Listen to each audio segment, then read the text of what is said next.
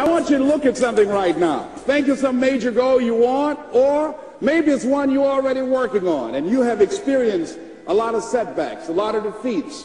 You've experienced a lot of disappointment. Maybe you've already given up, and maybe you just need a little fire, a little encouragement to get back in the game again. Here's what I want you to look at. There are winners, there are losers, and there are people who have not discovered how to win. And all they need is some coaching. All they need is some help and assistance, just a little support. All they need is some insight or a different strategy, a plan of action to make some adjustments that will open up the key to a whole new future for them, that will give them access to the unlimited power that they have within themselves. That's all that they need. So what I want you to do is think about something you want for you, that's real for you, that's important for you, that will give your life some special meaning and power. And I don't even want you to say, I can do that. I don't want you to assume that.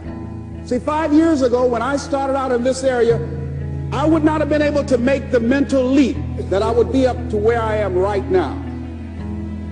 I don't want you to begin to just psych yourself out.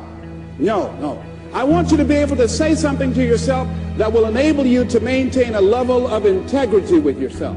That when you say this, even when you face tremendous setbacks, it will be a benchmark to keep you in the game, to keep you moving forward and experimenting and readjusting your strategy and your plan of action, continuously looking for ways to win. So what is that something? When you got an idea, you want to move on. You might not have the money, you might not have the education, you might not have the support or the resources you need. What is that something that can keep us going, that will enable us to act on our dream? What's one of those keys that will begin to help us to discover the secrets to our dream? Here's what I want you to repeat after me, please, with power and conviction. Say, it's possible. That's all I want you to do when you look at your dream. Just say to yourself every day, it's possible. Just say that every day to yourself, it's possible. Because what does that do? See, it begins to change your belief system. See, the way in which we operate, ladies and gentlemen, it's a manifestation of what we believe, what's possible for us. Whatever you've done up to this point, all that it really is a duplication, it's a reproduction of what you believe subconsciously that you deserve and what's possible for your life. Most people operate out of their personal history, out of their memory, things they've done, things they've experienced, things they've seen, things that they have observed. What I'm suggesting that you operate out of a larger vision of yourself. I want you to see yourself doing what you want to do, experiencing what you want to experience, having what you want to have, doing what it is that gives your life some meaning and value. Operate out of your imagination, not your memory. Because whenever you look at where you want to go, I'm wanting to warn you, you will have some conversation back here after you go through the data that you've experienced in life saying you can't do it. And so what you want to begin to do is ignore that inner conversation. Well, most people, ladies and gentlemen, when something happens to them, what they do is they begin to believe that that's the way it is. That's the way it's always been. And they can't see the possibility of it being any different.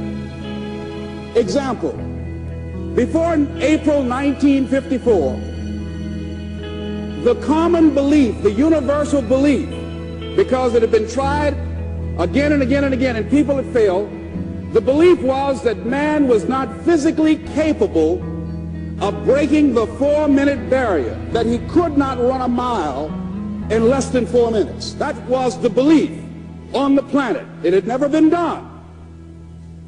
But here's what happened, ladies and gentlemen. Roger Bannister came along, and he broke the 4-minute barrier. Now here's what's significant about that. Since that time, up to this day, over 20,000 people have done it, including high school kids. What changed? 20,000 people, what changed? Here's what happened when they got on the track.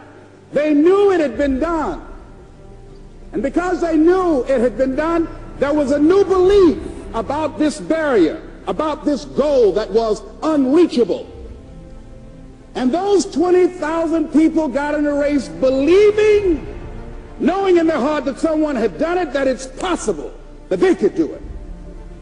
And I'm saying that if you know anybody that had some goal, some dream, something they wanted to do, and they did it, then I'm saying that you know in your heart that if someone has done it, then you can do it. It's possible. And that if someone can make their dream become a reality, that it's possible that you can make your dream become reality. And so as you begin to look at where you want to go, beginning to embrace that, it's possible. I'm blessed and highly favored. I've got a lot going for me. I got some good stuff in me. And it's possible that I can bring my greatness out here in the universe.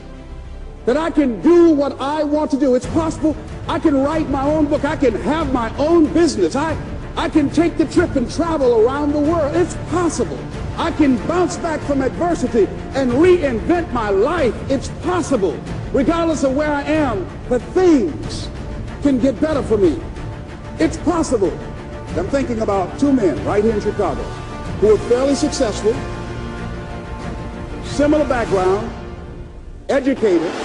They worked for a corporation for many years, and they were among many people that were laid off. Two guys who were very good friends. One went out looking for a job for several weeks along with the other one, and they faced disappointment and rejection again and again and again. They couldn't find any work, which is the story of many people across this country. One guy stopped. He became discouraged. He stopped going. He stayed home looking at television, became very argumentative and toxic with his wife, drinking beer, getting on the phone, talking to his other negative, unemployed friends. And he just gave up. The other guy kept looking for a job everywhere he could go. Every time he could get an opportunity, kept asking people, networking, checking the newspapers every day. Kept going everywhere he could, trying to find a job. You have too much education. You're overqualified. You won't be here long enough. He kept going. He kept going. He went to a place and said, look here, I tell you what, if you can't hire me, and I know you can use my talents, abilities, and skills, I don't want to sit home and do nothing. Just let me do some volunteer work. You don't have to give me anything, all right? I just want to work. I want to be busy. Guy said, okay, it's on you now, but don't expect me to give you anything. It's okay. This guy came in and worked. He was the first one there. The last one to leave was the best employee there. About 4 weeks later, one of the top managers quit. They were looking for a replacement. Guess who they selected? This other guy. This guy who was volunteering his time. He got the job. What was the difference between the two men? Eyesight and mindsight. Eyesight is judging on what you see, judging according to appearances. But mindsight is how you interpret what you see. One guy said, it's not possible, it's over, I'm finished. I can't do it. I can't make it. He surrendered. I've faced rejection again and again. I'm not going anymore. There are no jobs out there. But this other guy, he felt that in spite of the no's and rejections, in spite of how bad the economy is, in spite of what the newspapers are saying, that it's possible that somebody somewhere will give me a job. He just kept going, thinking it was possible. And guess what, ladies and gentlemen? That's what we have to do with our dreams.